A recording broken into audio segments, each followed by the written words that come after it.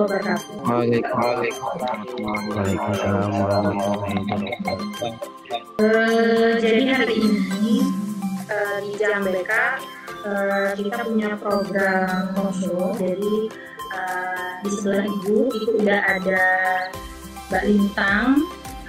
Mbak Lintang ini mahasiswi di Universitas Unlam. Jadi Mbak Lintang ini mengambil jurusan psikologi ya Mbak ya. Jadi Mbak Lintang ini juga sebagai pojok remaja di sekolah kita. Jadi kalau kalian nanti sudah aktif seperti biasa, aktivitasnya berangkat ke sekolah gitu ya, seperti biasanya, nanti kalian akan menemukan ada di sini selain ruang BK itu ada pojok remaja yang juga membantu kalian dalam mengatasi masalah. Nah, jadi hari ini Mbak Lintang mau membawakan tema apa Mbak Lintang? Mau membawakan tentang toxic relationship. Ini kan kalau yang muda-muda tahu tuh apa toxic relationship. Jadi mau ambil tema itu aja. Jadi sebelum kita memulai acara ini, marilah kita berdoa sesuai dengan agama dan kepercayaan masing-masing. Semoga program ini akan membawa manfaat bagi kita semua. Berdoa dimulai. Doa selesai. Oke Mbak Lintang, dipersilakan untuk memberikan materinya kepada adik-adiknya. Terima kasih. Dipersilakan. Terima kasih Bu Eni. Jadi hari ini kita santai aja akan talk show. Kalau misalnya ada yang ditanyakan langsung aja. Di sini aku mau membahas tentang toxic relationship. Nah, kan yang muda-muda tahu nih apa sih toxic relationship. Banyak juga yang ngomong ini toxic nih, ini toxic. Nah, tapi sebelumnya tahu nggak toxic relationship itu apa gitu? Dan relationship itu luas gitu, nggak mesti harus pasangan, maksudnya nggak mesti pacar, bisa saudara, bisa keluarga, bahkan teman sendiri itu bisa toxic. Nah intinya toxic itu apa sih? Toxic itu ke bahasa Inggrisnya kan artinya racun ya misalnya. Tapi kalau misalnya di sini istilahnya adalah hubungan yang nggak sehat. Toxic relationship itu hubungan yang nggak sehat. Artinya aja udah beracun iya, ya. artinya aja udah kayak gitu.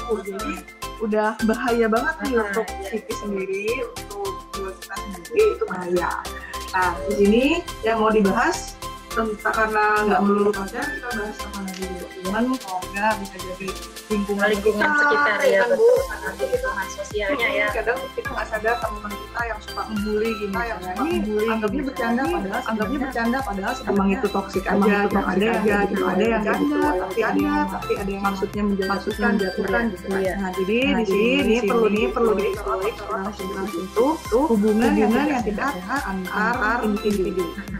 Jadi antara kita satu orang tuh bisa atau kita sama satu kelompok Dengan lingkungannya ya. Nah itu gambaran besar toxic relationship.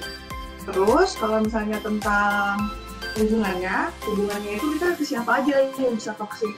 Misal tadi aku sebutkan ke pacar, ke saudara atau keluarga sendiri, teman. Nah jangan salah, jangan dikira semua keluarga itu positif gitu. Iya, betul. Bisa jadi teman-teman sekalian ada yang bilang, nah keluarga saya ini gini-gini. Iya, kan masuk dalam lingkungan itu gitu. Sedangkan itu kita nggak sadar, oh ini toxic buat kita sendiri.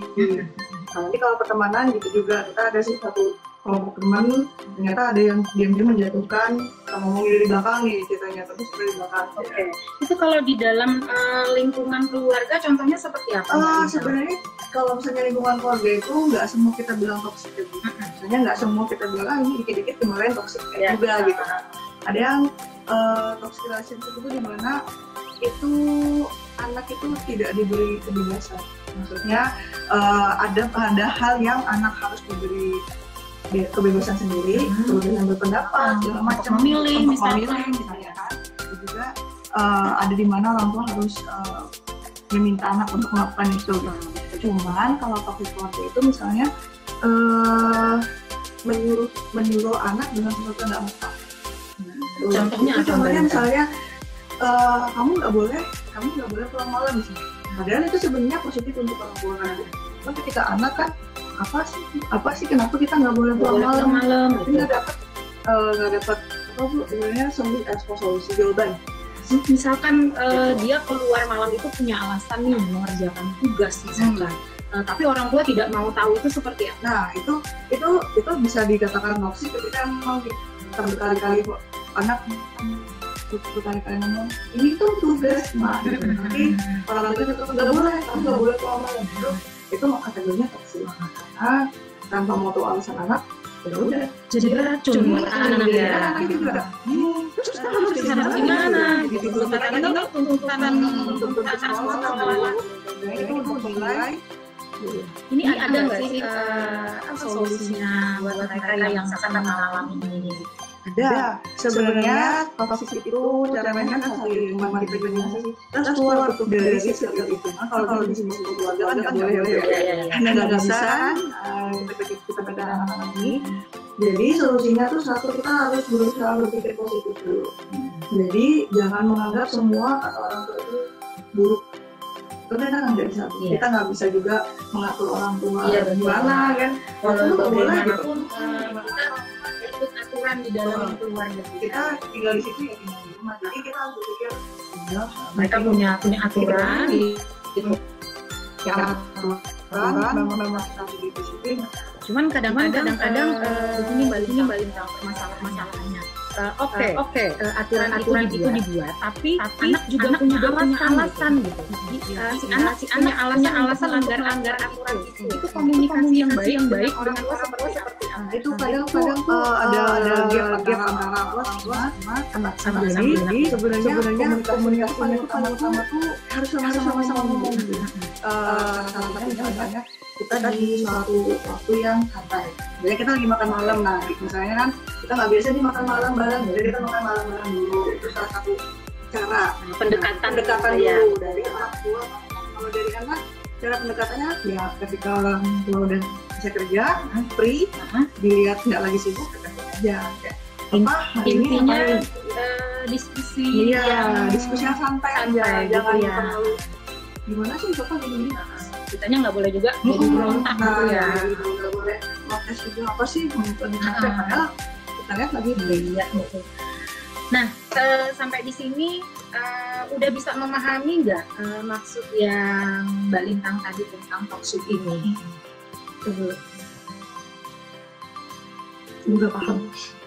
Ada yang mau ditanyakan mungkin atau mau kita bahas sama-sama, jadi kita santai aja ya, kita bahas sama-sama. Atau mungkin di antara kalian ada mengalami sesuatu yang seperti Mbak Lintang jelaskan tadi, ini seperti beracun buat diri saya.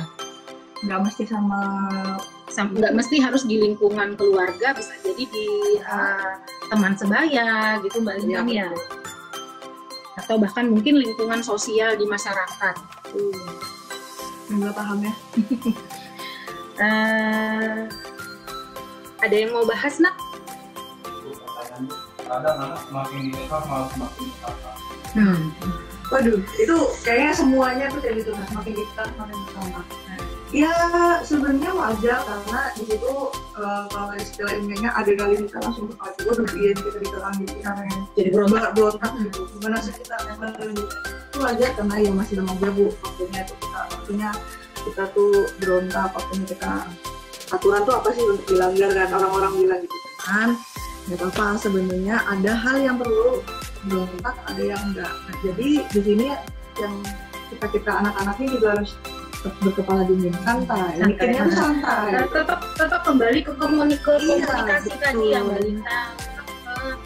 Ini harus dibicarakan secara baik-baik. Jangan diam aja, jadi nanti kalian sendiri. Enak. Begitu ya pertanyaan yang diwakilkan oleh Kak Adani. Ya. Bu gimana kalau anak mengalami gangguan mental tapi orang tua tidak berani melakukan apa-apa sehingga terkesan oleh si anak orang tua tidak peduli. Sebenarnya harus digarisbawahi ya, gangguan mental itu luas ya. Jangan kayak kita cuma stres terus dibilang gangguan mental. Sebenarnya iya bu, cuman nggak semua gitu tuh pasti gangguan mental. Jadi kalian harus paham dulu tingkat ininya gangguannya tuh seperti apa. Soalnya macam-macam. Kalau misalnya emang menurut menurut kalian itu parah, stres yang parah, itu salah satunya yaitu karena kalian udah di sekolah udah ada BK, ada pojok remaja juga, bisa kalian datang. Tapi kalau misalnya emang orang tua terkesan tidak peduli, ya ada beberapa orang tua yang masih awam gitu. Cuman harus digarisbawahi ya, nggak semua gangguan mental itu parah, maksudnya tuh tergantung tingkatnya ya. Jadi kalian harus paham dulu. Jadi seperti ini Mbak Lintang, mungkin ya kita itu tidak mesti semua anak itu tidak semua anak itu terbuka dengan orang tuanya. Kadang-kadang ada anak yang lebih memilih terbuka dengan temannya atau bahkan sahabatnya atau pacarnya atau gurunya misalkan ya. Nah ini mungkin solusi ya supaya dia tidak memendam sendiri, akhirnya itu menjadi toksisitas buat diri kalian. Jadi kemana nih aku ngomongnya yang nyamannya? Apakah ke teman misalkan, kalau misalkan dianggap orang tua itu tidak memberikan solusinya seperti itu ya Mbak Lintang ya. Betul sekali. Jadi kalian kan punya banyak teman, punya banyak itu, ya disalurkan aja lah ke teman-teman. Kalau malu sama guru sama teman, soalnya kita makhluk sosial, nggak bisa memendam apa-apa sendiri. Toksik. Betul. Itu diri kita sendiri. Gitu. Oke? Jadi ya, intinya ini harus dikomunikasi dengan baik dan siapa yang menurut kita yang berempati dengan kita, begitu ya Mbak Lintang ya. Kadang-kadang kan tidak semua orang tua ya ketika anak curhat itu mau mendengar atau mau berempati. Kadang karena beda umur atau bahkan orang tuanya sibuk mungkin ya. Jadi ada gap antara orang tua sama anak itu wajar karena ada umur, ada zaman yang beda. Cuman kuncinya dari kalian supaya kalian tuh sehat mental dan fisik itu ngobrol sih. Bersosialisasi ya. Ada lagi nak? Assalamualaikum Bu. Waalaikumsalam warahmatullahi wabarakatuh. Gimana caranya menghadapi kalau misalnya ada orang tua yang benar-benar susah diajak berkomunikasi? Kan banyak tuh orang tua yang dikomunikasikan baik-baik suatu masalah yang adanya ditanggapi dengan respon negatif. Ini banyak sekali yang melakukan ya. Kadang mungkin di situasi yang tidak tepat ya, bisa juga ya. Iya, jadi kadang kita niatnya ya dulu kita ngomongnya baik-baik, cuman ada yang orang tua yang nggak bisa mengikuti dengan anaknya. Jadi kalau misalnya memang ada di titik nggak bisa nih juga komunikasi, kitanya dulu nih harus gimana ya, merubah sikap. Maksudnya gini, peraturan apa yang kira-kira nggak seperti kita. Habis itu kita harus membuktikan tuh ke orang tua, ini loh buktinya ketika saya dilarang ini saya nggak apa-apa, saya bisa menjaga diri. Misalnya yang merantau ke sini, misalnya kamu nggak boleh gini. Itu kita juga harus membuktikan, ya udah, iya mas saya di sini sekolah, saya di sini nggak ngapa-ngapain nggak macam-macam. Di situ orang tua tuh percaya, karena biasanya orang tua kalau kayak gini tuh nggak percaya gitu sama anaknya. Nah, anaknya juga jadinya berperilaku ya udah orang tua. Dan dari kedua dan anak jadinya kayak menganggap orang tua itu protektif gitu ya. Betul. Nah, padahal kuncinya satu, berusaha membuktikan ke orang tua omongannya itu sebenarnya ada yang tidak benar. Iya. Nggak apa-apa sebenarnya itu. Kadang kita takut ya Bu ya, kalau misalnya sama mama nanti dikira durhaka. Ada hal yang perlu diubah. Ada hal yang perlu diubah. Dan juga mungkin ini cara mengkomunikasikannya di waktu yang tidak tepat barangkali Mbak ya. Jadi kaliannya tuh mungkin juga harus melihat kondisi orang tua seperti apa saat ini. Mungkin seperti itu ya. Apakah orang tua sedang santai gitu baru kita berkomunikasi, mengajak ngobrol. Kadang juga kita sebagai anak introspeksi diri ya nak ya. Kita lihat kondisi orang tua, apakah beliau masih capek baru pulang kerja gitu. Dan yang terlebih adalah mungkin cara menyampaikannya ya Mbak. Itu yang menurut dengan bahasa yang halus, sopan, anaknya jadi paham ya. Apa sih maksudnya anaknya protes seperti itu. Kembali lagi semua ini komunikasi yang baik. Jadi intinya kalau masalah susah atau enggaknya ya dari diri kita sendiri juga gitu. Kita juga harus paham karena orang tua kita paham nggak ya sama omongan kita, kan beda Bu bahasa orang bisa menerima bisa menerima tidak ya alasan kita gitu. Karena kadang-kadang juga tidak semua orang tua itu benar ya Mbak Lita ya. Kadang-kadang mereka saking protektifnya terhadap anak gitu sehingga tidak bisa memberikan pilihan atau kebebasan sedikit saja buat anaknya. penting banget. Oke. Sepertinya waktunya sudah habis ya. Insya Allah program ini akan kita lanjutkan terus mungkin di setiap bulannya ya. Jadi nanti kalian akan punya kesempatan untuk curhat pendapat gitu. Sehingga harapan saya nanti ini bisa sebagai mediasi buat kalian menyampaikan apa yang kalian rasakan saat ini. Mungkin bisa nih Mas sekarang tanya apa yang mau ditanyain bisa langsung dicatat dulu, nanti kalau ada problem ini aja langsung. Iya. Apa sudah bisa dipahami semuanya? Semoga paham ya untuk yang secara garis besar toxic relationship itu. Dan kalau misalnya satu lagi sebelum selesai, kalau misalnya di pertemanan lebih baik dijauhin karena pertemanan kan nggak terlalu gimana-gimana. Jadi kalau menurut kalian itu toxic, nggak baik. Yang pastinya ini pertemanan dalam hal negatif yang negatif ya. Karena kalian udah cukup dewasa untuk memilah mana teman yang baik, mana teman yang membawa ke arah negatif, mana teman yang membawa ke arah positif. Seperti itu ya. Oke, terima kasih banyak atas pertemuannya hari ini. Semoga membawa berkah dan manfaat buat kita semua. Siap-siap untuk pembelajaran berikutnya. Oke, terima kasih banyak. Terima kasih Mbak Linda atas kehadirannya. Oke, terima kasih. Assalamualaikum warahmatullahi wabarakatuh. Waalaikumsalam warahmatullahi wabarakatuh. Terima kasih. Di sini kebetulan positif. Nah, kemudian bagaimana jika dia di udara dan bagaimana jika dia di elektrum pada sebuah medium. Yang kedua adalah kuat medan listrik pada jarak R sama dengan 10 cm dan muatan 10 mikrocoulomb. Kemudian yang ketiga, sebuah titik dalam medan listrik menerima kuat medan listrik. Yang dicari adalah gaya ya yang timbul pada titik bermuatan tersebut. Sebelum Ibu lanjut ke nomor 4, ada pertanyaan untuk soal nomor 1, 2, dan 3. Bagaimana? Ada pertanyaan untuk soal nomor 1, 2, dan 3? Tidak ada, Bu.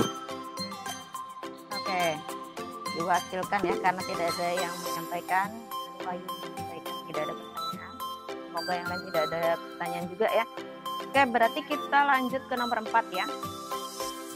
Oke. Nanti tolong bantu Ibu untuk menentukan apa yang diketahui dan apa yang ditanyakan ya. Baik, kita mulai dari soal nomor 4. Bila dua buah muatan terpisah sejauh 4 cm dengan besar masing-masing muatan 16 mikrocoulomb dan minus 36 mikrocoulomb, maka berapakah kuat medan listrik di titik P atau ketika P berada di tengah-tengah? Kira-kira apa yang diketahui? R, Bu. Diketahui R. jarak. Berapa jaraknya? 4 cm. Jarak lambangnya? R. R kecil atau R besar? R kecil, Bu. Oke, 4 cm. Berarti kita harus mengubah ke dalam Meter. meter. Jadi 4 kali 10 pangkat Min 2. dari senti ke meter naik 2 ya. Kemudian apa lagi? 2 buah muatan. Berarti ada Q1 dan Q2. Oke, Q1-nya positif berapa? 16 mikrocoulomb. Mikrocoulomb. 16 mikrokolom. Harus kita rubah ya. Iya, Bu. Berapa? 60 kali 10 pangkat 6. Minus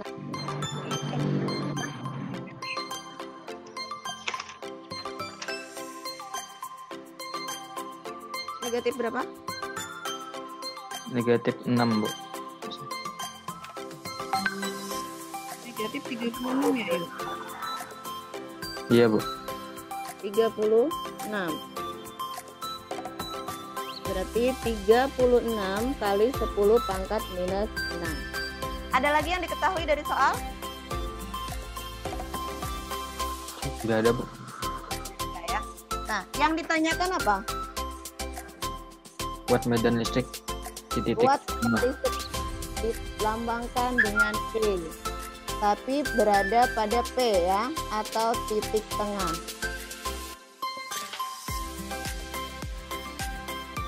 Oke, kemarin kita punya rumus E. Yang pertama adalah K Q per R kuadrat. Atau ada yang menggunakan E sama dengan S per Q. Nah, ini digunakan jika ada jaraknya. Sedangkan yang rumus kedua digunakan jika ada gayanya. Berarti soal nomor 4 kita pakai yang mana? Rumus pertama. Oke Alvin, rumus pertama. Tapi kalau rumus pertama hanya digunakan untuk satu muatan. Kalau untuk dua muatan, E sama dengan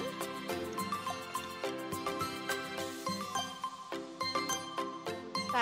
Jadi dua-duanya kita pakai ya. Q-nya kita ganti dengan Q1. Kemudian R1 dikuadrat ditambah K Q2 per R2 dikuadrat. Nah, karena di sini punya K yang sama, K-nya kita pisahkan di depan. Q1 R1 kuadrat tambah Q2 per R2 kuadrat. Sampai di sini ada yang mau ditanyakan? Jadi kalau misalnya Q-nya ada 3, berarti sampai dengan Q3 dan seterusnya. Ada yang ingin ditanyakan? Kalau tidak ada, ibu yang bertanya.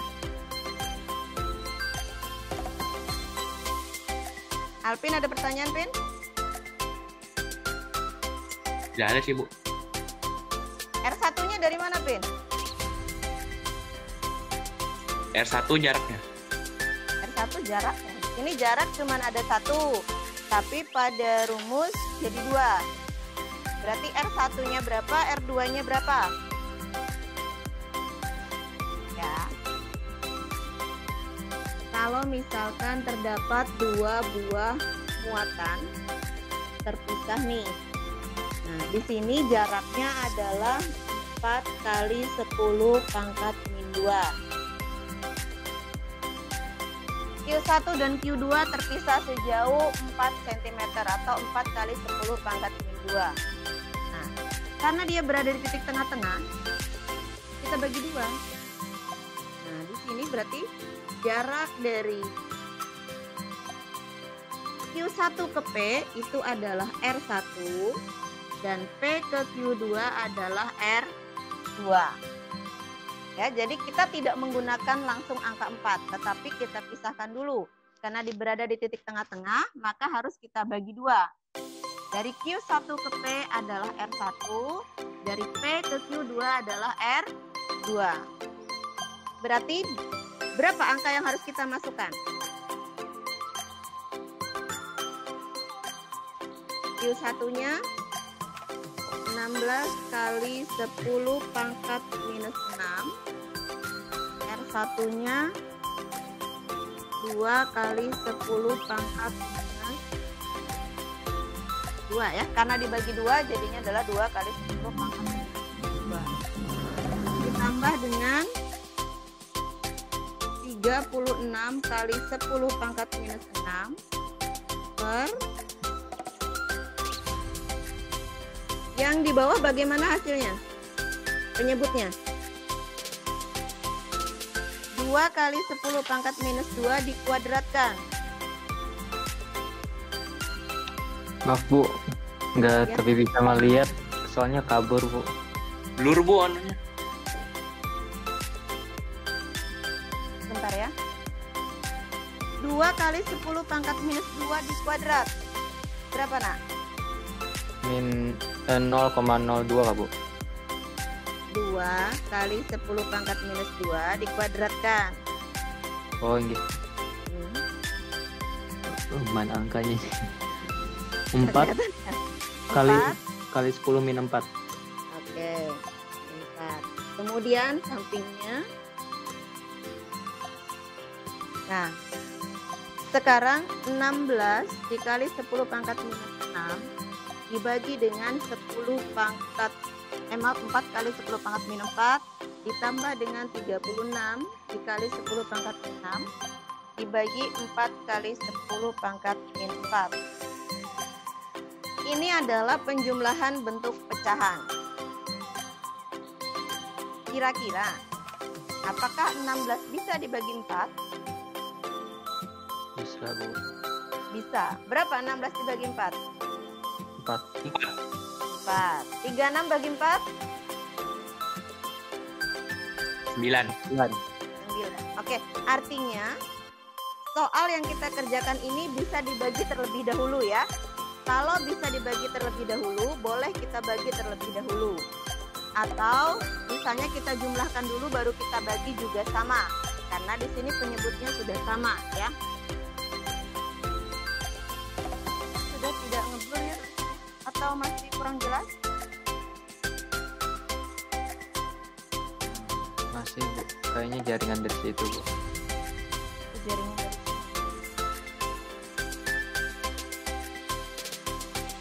16 bagi 4 tadi dapatnya 4 dikali 10. Nah, min 6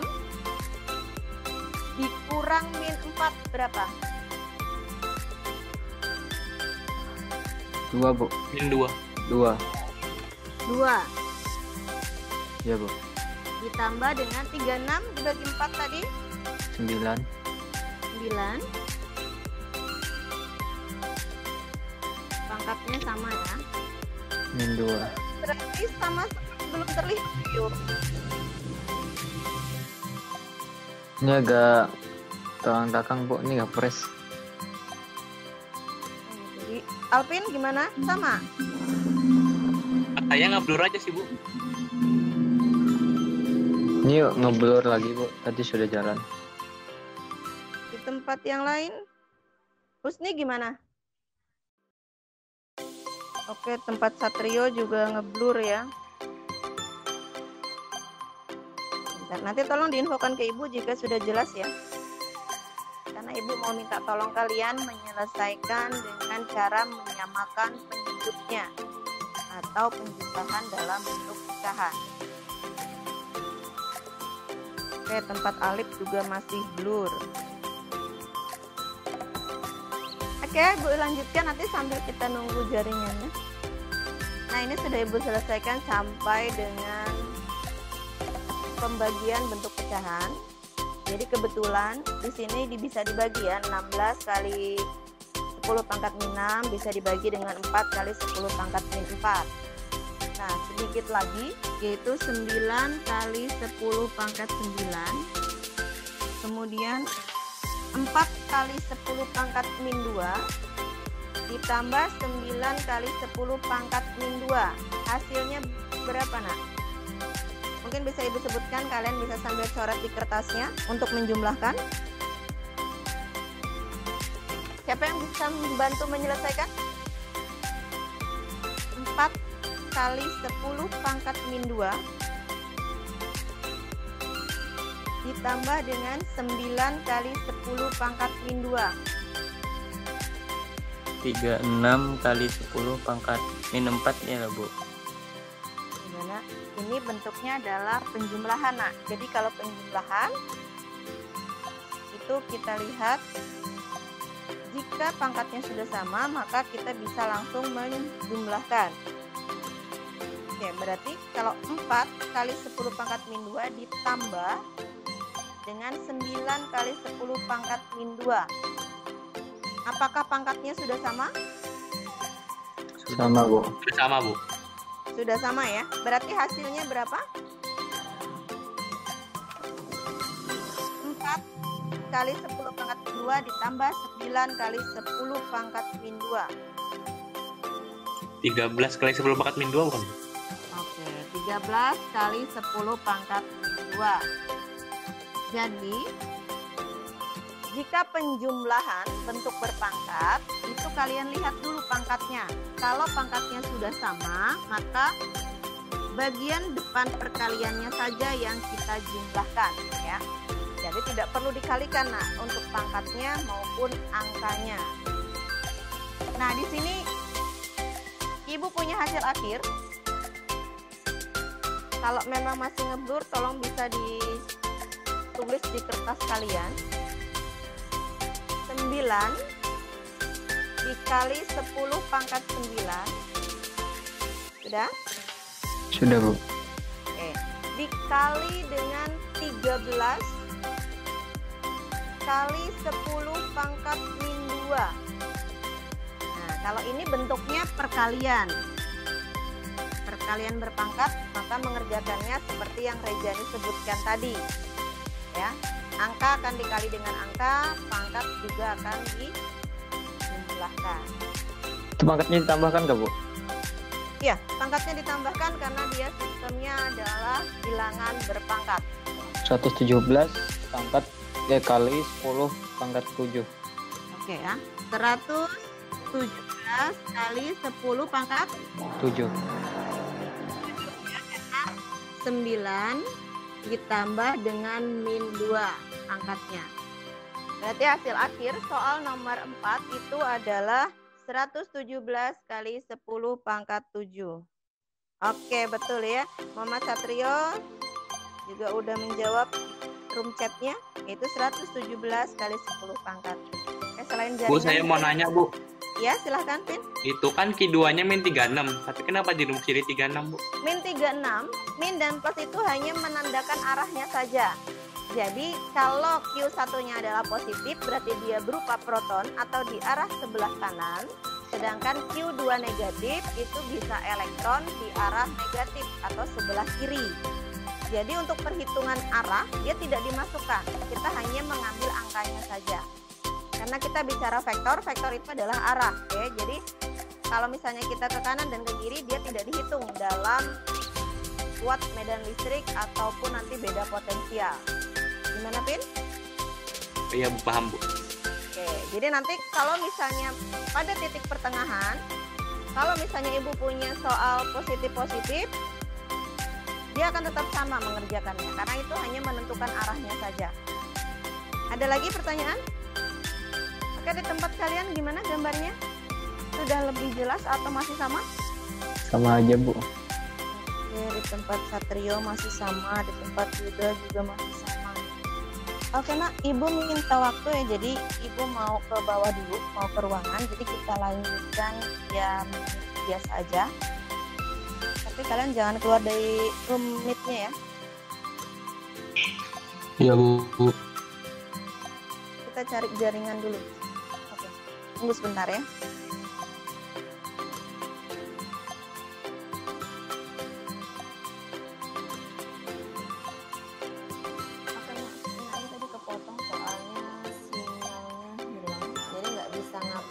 Presentasinya, jadi Ibu pasang kuota dulu. Oke, sebentar. Oke, tadi soal nomor 4 kepotongnya sampai bagian yang mana? Yang bisa terlihat di layarnya?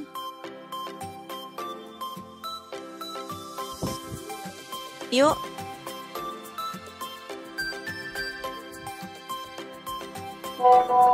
Ya, Bu. Nomor 4 sampai di mana? Ini nggak ada lagi, Bu, katanya. Enggak, memang tadi di off kan di atas, terus Ibu pindah ke ruangan. Tadi sampai di mana kalian? Sempat mencatat atau tidak? Nggak sempat Bu, cuman lihat aja, melihat Ibu menjelaskan jadi pindah videonya. Oh gitu.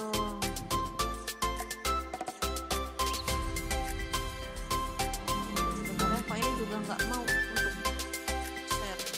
Kalau ada yang lain Bu, ada yang mencatat atau gimana? Ada yang mungkin yang lain gimana? Ada yang sempat mencatat tadi? Belum Bu, jadi belum sempat mencatat ya. Oke. Sebentar.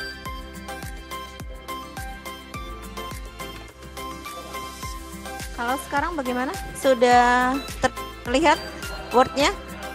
Sudah Bu. Oke. Ada juga jaringannya.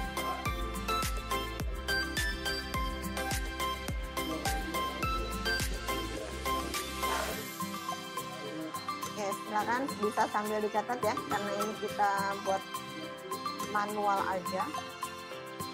Tadi yang Alvin tanyakan tadi, jika pada saat dia positif atau negatif itu bagaimana, itu tidak ada pengaruhnya ya. Jadi mau dia positif atau negatif, untuk menghitung besar kuat arus atau misalkan kuat medan listrik atau gaya kolom itu tidak pengaruh terhadap nilai. Oke, yang pengaruh adalah arahnya, dia nanti ke arah mana. Ibu kopi mikronya. Hari ini terjadi banyak gangguan. Ini tadi berapa? 16 2 pangkat 6 ya. Maaf. Ini 16. Terus yang Q2 silakan sambil dicatat saya biar tidak terlalu jauh. Nah, ini negatif. Dia hanya tandanya saja, jadi tidak jadi masalah, tidak masuk ke dalam nilainya. 36. Nah, K-nya tetap ya, kalau K-nya tidak berubah dari kemarin juga K-nya tetap kali 10 pangkat 9. Nah ini ya, tadi kan untuk rumus medan listrik ada 2, E sama dengan K dikali Q per R kuadrat. Kemudian ada yang satunya adalah K dikali E sama dengan F per Q. Nah, karena di sini kita punyanya adalah Q dan R, maka kita akan menggunakan yang Q per R kuadrat ya. Jadi kita menggunakan rumus yang Q dan R, bukan Q dan V. F bukan ya.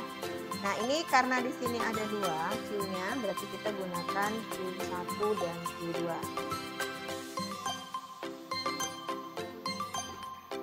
Ini tetap di kuadrat ya. Nah, ini kita gabungkan karena Q1 nanti akan sama dengan Q2, posisi penjumlahannya. Harusnya seperti ini. Kemudian di sini ditambah dengan K dikali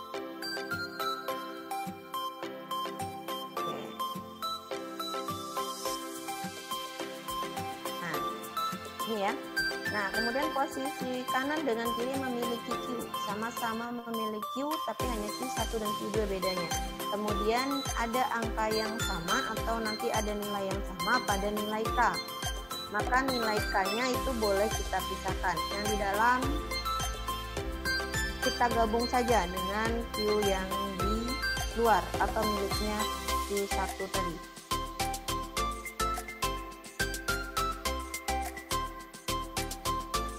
Jadi posisi K itu hanya satu tempat saja, yang kita gabungkan nanti adalah Q1 dan Q2-nya. Oke, nilai K kita masukkan 9 kali 10 pangkat 9. Ya, tadi kan R-nya itu P-nya berada di titik tengah, maka R-nya akan kita bagi 2 ya. Jadi 2 kali 10 pangkat minus 2. Oke, baik nak, sekarang sudah 11.46 ya, ternyata kita lewat jamnya. Jadi silahkan keluar dulu dari pelajaran fisika. Nanti Ibu share untuk jawabannya di GV aja ya di kelas kita. Jadi Ibu minta maaf hari ini ada kendala pada jaringan ya. Jadi ternyata agak sulit untuk mengajar online-nya di studio, padahal kita manfaatkan yang ada. Oke, baik, kita lanjutkan besok untuk contoh soalnya. Jadi silahkan untuk melanjutkan ke pelajaran berikutnya.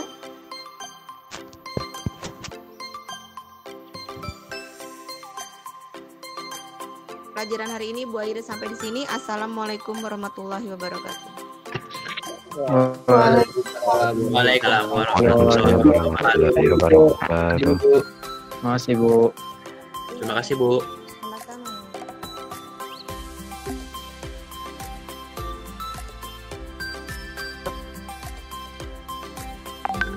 Selamat mendapatkan balas.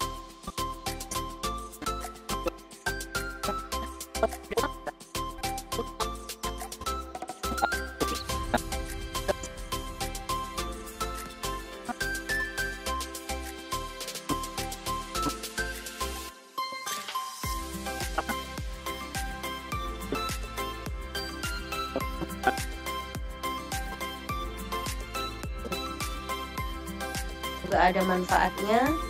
Ibu akhiri, wassalamualaikum warahmatullahi wabarakatuh.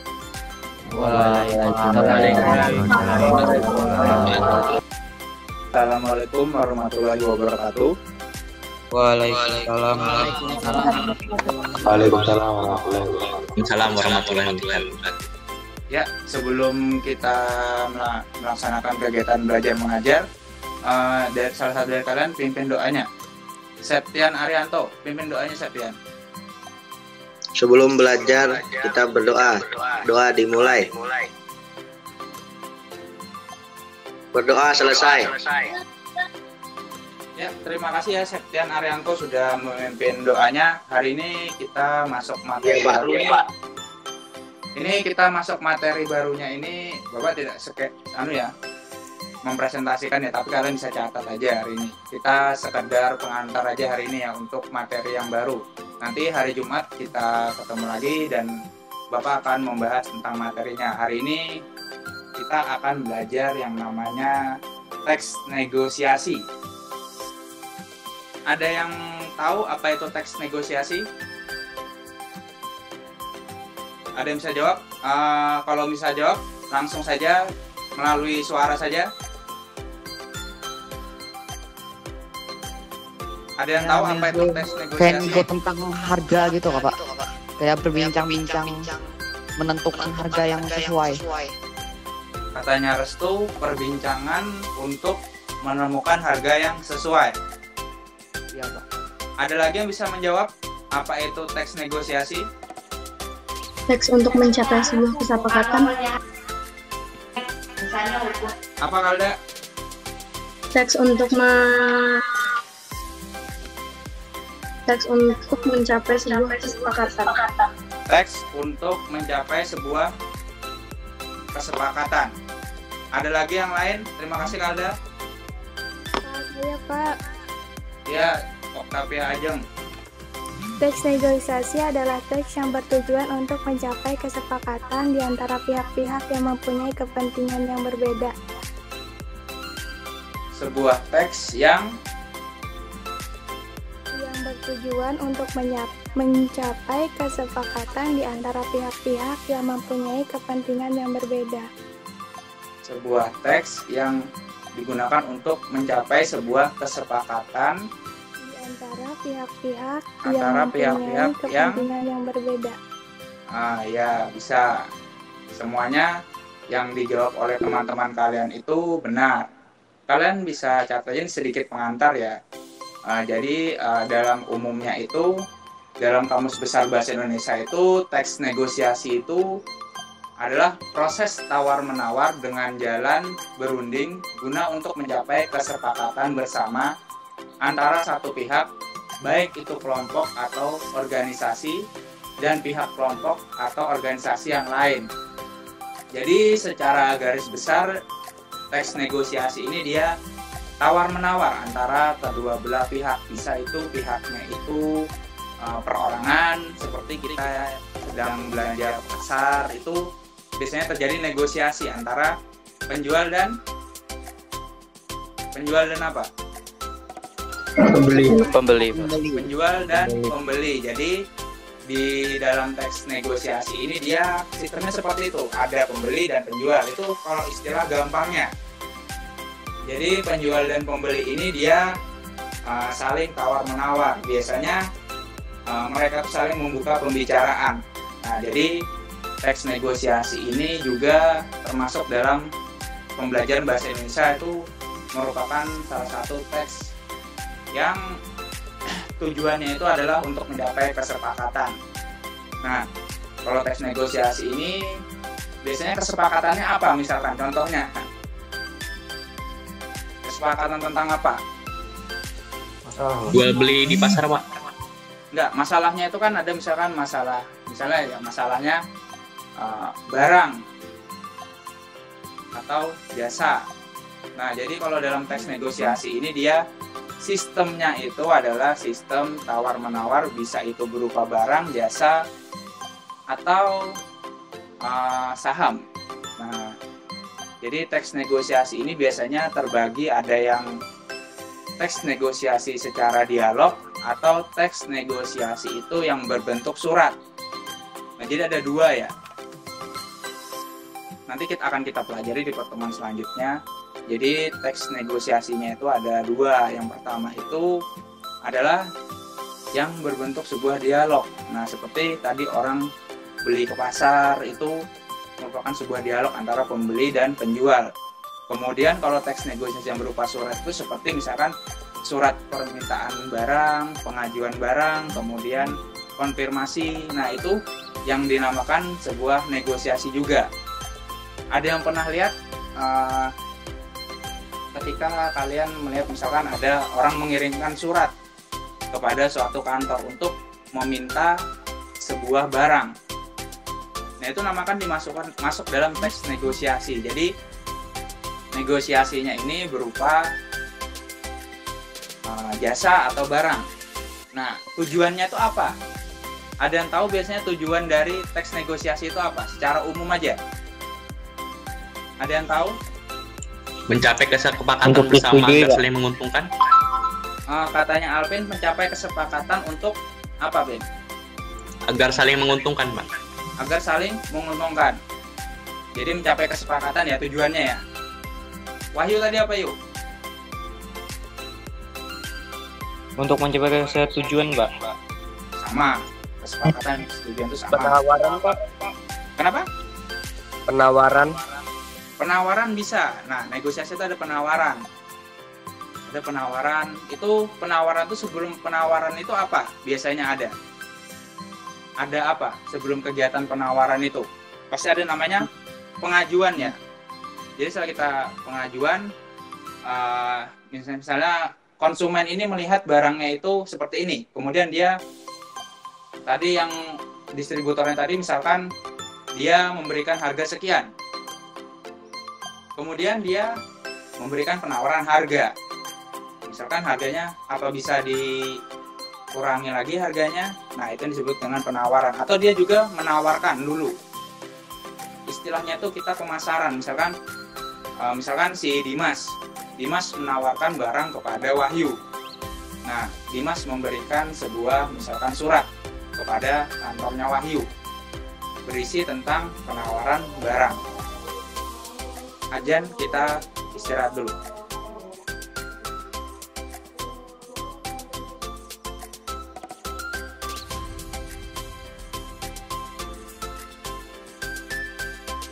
Ya, udah selesai ajan ya. Jadi kita tadi sampai ngomong ketujuannya ya. Jadi ketujuannya untuk mencapai kesepakatan, ada lagi dia mencari jalan keluar. Jadi dalam teks negosiasi ini dia mencari jalan keluar untuk mencapai suatu tujuan. Misalkan kita tawar-menawar harga, otomatis kan kalau negosiasi ini kan kita cari penyelesaiannya yang saling menguntungkan antara kedua belah pihak. Misalkan si A menawar dengan harga sekian, namun si B ingin harganya jauh lebih tinggi lagi, maka di negosiasi ini pasti ada lagi yang namanya mencari jalan tengahnya. Mungkin si si A akan memberikan penawaran lebih sedikit, tapi tidak hampir yang seperti penawaran dari si B. Jadi kita mencari jalan tengahnya. Jadi dalam tujuan teks negosiasi ini adalah saling menguntungkan antara dua belah pihak dan tidak ada yang dirugikan. Itu tujuannya secara umum. Kemudian ada yang tahu ciri-ciri teks negosiasi itu seperti apa? Ciri-cirinya. Ada yang bisa menjawab? Menghasilkan kesepakatan. Menghasilkan kesepakatan, ya benar. Jadi ciri-ciri teks negosiasi itu dia menghasilkan kesepakatan. Jadi ada kesepakatan antara kedua belah pihak guna untuk agar tidak terjadi kesalahpahaman. Nah, biasanya kalau kita bernegosiasi ya, misalkan kita negosiasi ini kan memang berurusan dengan barang atau jasa, itu kan pasti kan dia nanti berbicara tentang uang atau nominal. Nah, jadi untuk agar tidak terjadi kesepakatan yang disalahgunakan, makanya ada dibuatkan sebuah surat. Nah, biasanya surat dalam teks negosiasi ini menggunakan materai agar di suatu hari nanti tidak terjadi kesalahpahaman. Nah, jadi ada bukti secara fisik, tidak hanya secara lisan. Nah, setelah itu apalagi negosiasi?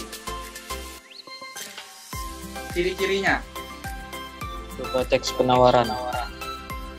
Penawaran, ya, teks penawaran. Apalagi? Sarana untuk mencari penyelesaian suatu masalah. Nah, mencari penyelesaian suatu masalah. Berarti negosiasi ini tidak hanya sekedar uang ya, bisa aja misalkan negosiasi antara kesalahpahaman atau dari segi misalkan kita memiliki masalah dengan orang lain, otomatis kan kita untuk menyelesaikan masalah tersebut kita harus negosiasi bagaimana baiknya. Nah, jadi ciri dari teks negosiasi ini dia lebih ke arah untuk mencari penyelesaian ya. Jadi tidak hanya berhubungan dengan soal uang ya, tapi juga kegiatan-kegiatan lainnya. Nah, seperti itu dari secara umum dari ciri-ciri teks negosiasi. Nah, kita lanjut nanti hari Jumat kita akan masuk ke dalam materinya. Bapak akan ini berhubung lagi gangguan, jadi secara umum dulu pengantar. Kemudian ada lagi kaidahnya. Nah, kaidah kebahasaan. Kalau mengenai kaidah kebahasaan ini sudah tahu ya pasti ya. Dalam pelajaran bahasa Indonesia itu kaidah yang digunakan adalah kaidah bahasa Indonesia yang baik dan benar. Kemudian untuk membuat suatu komunikasi itu menjadi lancar, maka kita harus menggunakan bahasa yang baik dan juga santun. Tidak mungkin kan misalkan kalian bernegosiasi dengan orang lain, bahasa kalian itu tidak baik. Nah, itu akan membuat lawan bicara kalian itu akan menjadi tersinggung. Nah, kan misalkan gini aja contoh gampangnya. Kalian ngobrol dengan teman kalian. Misalkan teman kalian ini menggunakan bahasa yang tidak baik atau tidak santun. Kalian marah tidak? Atau ada hal yang seperti aku tersinggung dengan omongannya seperti itu. Pasti kayak gitu kan? Iya, Pak. Iya kan? Jadi kalau dalam teks negosiasi itu dia lebih baik memang bukan lebih baik sih. Wajibnya adalah menggunakan bahasa Indonesia baik yang benar dan santun.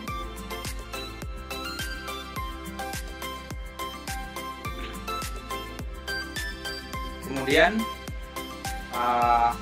dalam teks negosiasi ini kan pasti ada yang namanya mencari kesepakatan. Artinya dalam setiap teks negosiasi ini ada yang namanya kalimat atau ungkapan persuasif. Ada yang tahu persuasif itu apa? Persuasif itu apa? Kalimat yang bersifat mengajak, Pak. Mengajak atau membujuk. Nah, jadi kalimat persuasif itu dia mengajak supaya kita itu misalkan kalau misalkan dari segi penawaran tuh misalkan ayolah kita membeli barang ini karena ini sangat bagus untuk memudahkan kita dalam melakukan kegiatan di rumah. Nah, itu kan membujuk kan dia, memberikan suatu sugesti kepada pembelinya itu supaya membeli barang ini. Nah, jadi kalau dalam negosiasi itu pasti ada namanya ungkapan atau kalimat persuasif. Nah, yang paling penting kesepakatan yang dihasilkan itu tidak memberikan kerugian di salah satu pihak atau kedua belah pihak. Jadi yang namanya negosiasi ini dia tidak merugikan. Nah, tapi kembali lagi, negosiasi itu bisa berhasil atau tidak berhasil itu tergantung dari bagaimana cara kedua belah pihak tuh mengkoordinasi atau berkomunikasi. Boleh kita tidak sepakat dengan harga yang ditawarkan, namun jangan sampai karena harga yang ditawarkan tersebut tidak sesuai dengan kita inginkan, kita langsung memberikan respon yang negatif. Alangkah baiknya kita misalkan menolak dengan halus, misalkan seperti itu. Jadi kita tetap santun, ramah kepada pembeli atau penjual. Nah, seperti itu gampangnya. Tidak mungkin kan kalian misalkan harganya terlalu mahal, saya tidak mau. Nah, memang tidak mungkin. Nah, seperti itu. Jadi kaidah kebahasaan itu harus dijaga baik-baik. Nah, kemudian lagi untuk strukturnya itu dalam teks negosiasi ini ya pasti ada, setiap teks itu ada strukturnya, tidak mungkin tidak ada strukturnya. Nah, struktur dari teks negosiasi ini dia bentuknya itu seperti kita kemarin belajar teks laporan hasil operasi, kemudian teks eksposisi, kemudian teks hikayat, itu ada strukturnya. Nanti akan Bapak berikan step-step atau struktur dari teks negosiasi ini, yang pastinya dalam teksnya ini memuat banyak sekali kaidah-kaidah atau hal-hal yang perlu kita perhatikan dari teks negosiasi ini. Nah, sampai di sini ada yang ingin ditanyakan? Isi, Pak. Ya, yuk. Kalau proposal itu termasuk teks negosiasi nggak, Pak? Proposal termasuk teks negosiasi. Kalau dilihat dari misalkan gini, kalau dilihat dari konteksnya itu proposal itu memang kita kan mengajukan ya,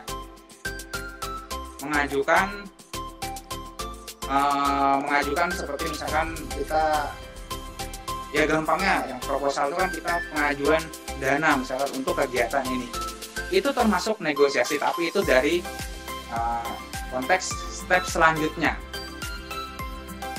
Itu biasanya proposal itu dia masuknya itu kalau sudah misalkan kita membuat pengajuan dulu. Sebelumnya itu misalkan kita gini ya, kita sebelum memulai kegiatan itu kita bertanya dulu lah, ada kesepakatan lisan maupun tertulis dari misalkan pengelola, nanti akan kami ajukan proposal. Nah, kan kalau kita ajukan proposal ada proses negosiasi kan.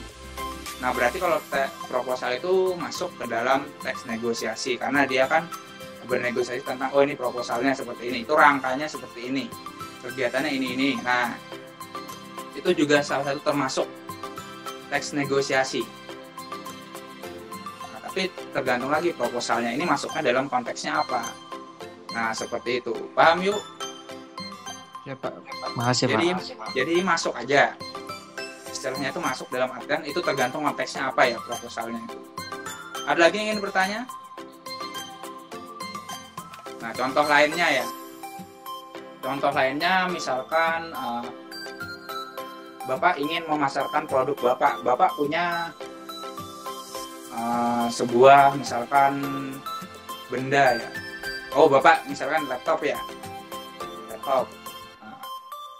Bapak ini dari misalkan kantor pengadaan barang elektronik.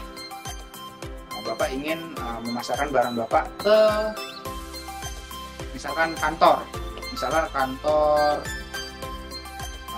kita katakan misalkan Diskominfo ya. Pasti kan Diskominfo kan memerlukan laptop. Kemudian Bapak tawarkan. Nah, misalkan Bapak memberikan sebuah penawaran kepada Diskominfo, Bapak buatkan suratnya. Nah, di dalam surat itu misalkan bisa langsung memberikan di dalam isinya atau tidak dibuat sebuah lampirannya, misalkan spek-spek dari laptopnya, spesifikasi laptopnya seperti ini. Nah, itu dibuatkan di penawaran. Jadi penawaran ini kita menawarkan barangnya dulu. Nah, seperti itu.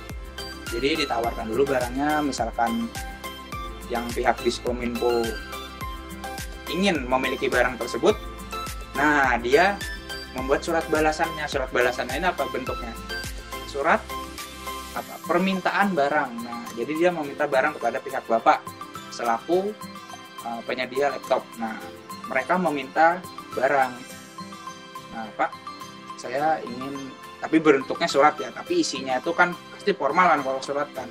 Ya gampangnya ingin permintaannya tuh isinya misalkan laptop 10 unit. Nah, kirimkan Bapak. Nah, nanti di laptop sudah dapat kan surat permintaan barangnya tuh. Kemudian Bapak kirimkan lagi surat pemenuhan barangnya. Nah, pemenuhannya barang sini, kesanggupan sebagai pihak dari penyedia laptop tersebut tuh bisanya segini. Nah, dengan harga sekian kan ini kan tadi ada penawaran kan, penawaran harganya bisa turun atau tidak. Nah, kemudian setelah pemenuhan itu oke. Nah, maka terjadi kesepakatan atau persetujuan. Nanti jadi setelah persetujuan itu ini sekian harganya, ini baru terjadi transaksi. Nah, transaksinya ini berupa apa? Misalkan transaksinya itu berupa laptop 10 dengan harga sekian. Nah, itu kan sudah fix kan? Fix bahwa laptop harganya seperti itu, seperti yang tertera di suratnya tersebut. Nah, seperti itu sama kayak kita pasar lah. Pasar beli sayur, itu kan pasti ada negosiasi kan antara pembeli dan penjual. Misalkan datang ada pembeli lewat. Nah, misalnya tukang sayur, mau beli apa Bu? Nah, Pak, saya mau membeli, misalkan beliau ingin membeli sayur bayam misalkan. Pak, ada sayur bayam nggak? Ada Bu. Nah, di situ kan ada proses awalan kan dari sebuah negosiasi tersebut kan. Jadi ibarat kata itu, kalau kita melihat dari strukturnya itu ada struktur awal hingga akhirnya itu ada, pasti ada isinya, ada negosiasinya. Nanti Bapak jelaskan di pertemuan selanjutnya. Sampai sini ada yang ingin ditanyakan? Ada yang ditanyakan lagi? Perihal masalah teks negosiasi, pengantar teks negosiasi. Jadi apa tadi teks negosiasi? Ada yang bisa mengingat kembali atau mengutarakan kembali? Apa itu teks negosiasi? Ada yang bisa mengutarakan kembali apa itu teks negosiasi? Ada yang bisa? Teks yang bertujuan apa yuk? Teks yang bertujuan untuk mencapai kesepakatan dan saling menguntungkan. Teks yang bertujuan untuk mencapai suatu kesepakatan dan tidak merugikan kedua belah pihak. Ya, oke. Jadi teks negosiasi itu tujuannya itu mencari sebuah kesepakatan. Baik itu kesepakatan antara yang terjadi masalah, kemudian pembelian barang, jasa, itu pokoknya bisa dari teks negosiasi. Nah, jadi fungsi teks negosiasi ini banyak ya. Dari segi fungsinya. Ya, sampai sini ditanyakan lagi.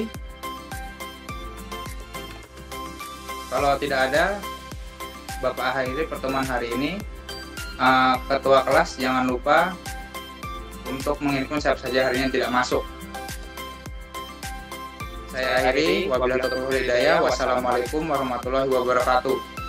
Waalaikumsalam warahmatullahi wabarakatuh. Terima kasih.